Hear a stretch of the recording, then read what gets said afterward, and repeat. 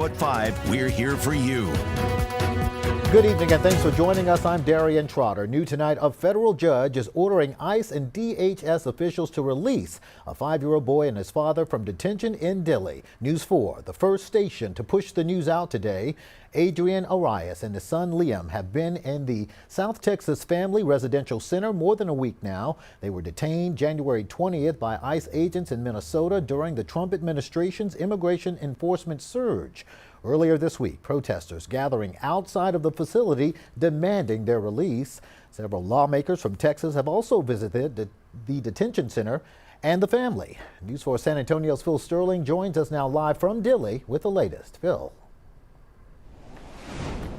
Now, Darian, that judge said that the government did not follow the law surrounding that case around the father and son that were detained in Minnesota, like you said, about a month ago. Now they're here at the South Texas Residential Center that you can see behind me in Dilley, and they're ordering that the father and son be released. According to court documents, Adrian Conejo and his 5-year-old son Liam were detained by immigration officials earlier this month. Their attorney asked a federal court to intervene, arguing the federal government violated legal procedures when it took them into custody. Today, U.S. District Judge Fred Beery agreed, ordering immigration officials release both the father and child.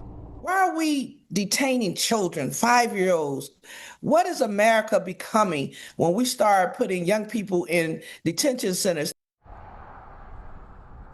Kyle Sinclair, running for the U.S.'s 21st congressional district as a Republican, says he feels sorry the boy was caught up in immigration law, but is against federal judges making broad decisions for DHS. So I do not firmly believe in federal judges making national injunctions across the bases for what the Department of Homeland Security is doing, in particular ICE.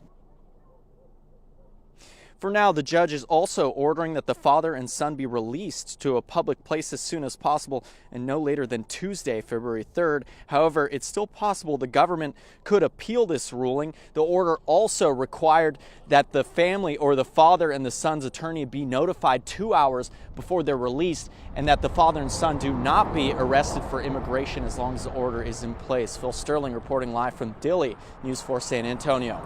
All right, thanks a lot, Phil. In a statement to News 4, Jennifer Scarborough, who represents Adrian and Liam, says, in part, she is grateful the court was able to act swiftly to reach a decision. She also says her team is working with the family to ensure safe and timely reunions. Another protest is set for tomorrow at the facility. LULAC says the protest will start at 1 p.m. Dilley police working with the state and federal partners to make sure the community stays safe. They're asking people to stay away from Highway 85 tomorrow to allow first responders to work effectively and safely. A federal judge has ruled the Trump administration's immigration enforcement surge in Minnesota can continue. Both the state and city of Minneapolis sued federal officials earlier this month, saying the operations violated the Constitution. In her ruling, the judge says there was a strong showing the surge has a profound impact on the state. However, she also says the harms of the operation must be balanced with the harms an injunction would pose.